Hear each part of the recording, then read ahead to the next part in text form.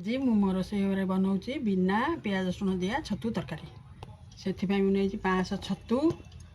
3टा आलू 2टा बैगण 2टा टमाट 2 खंड आंबुल 2टा कंचा लंका धला सोरिष 2 चामच सुखिला लंका 2टा जीरा 1 चामच एवं बैगण आलू को काटिक रखी टमाटो कंचा लंका आंबुल मिसेक बाटी दे जीरा सोरिष सुखिला लंका आपको भी मिसई अलग बाटी दे लगेगा कड़ई बसैया कड़ई तातिले तेल पकेबा बर्तमान कड़ई ताती जाइए तेल दबा प्रथम आम छतु को भाजी दबा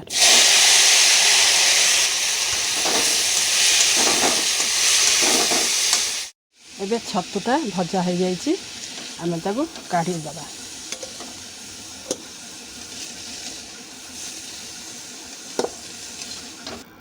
तापर आउ टिके तेल दबा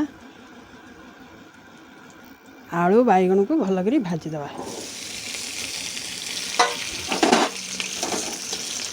बैगण आलू भल करी भाजी जाइए आम तो काढ़ी दबा आउ टिके तेल दबा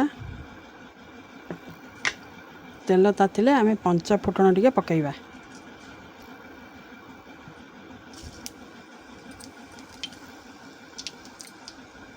एबे आम टमाटो कंचा लंका आंबुल बटा को देदेबा तेल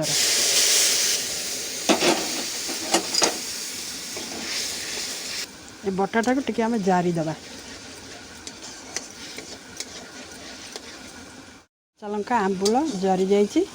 आम ताधरे सोरिष आ जीरा सुखिला लंका बटा देदेबा हलदी पाउडर देदेबा ताधरे आम ये छतु आलू बैगण सब देदेबा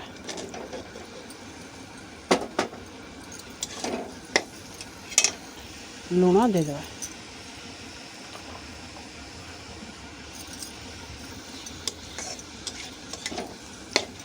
तापर आम पानी दबा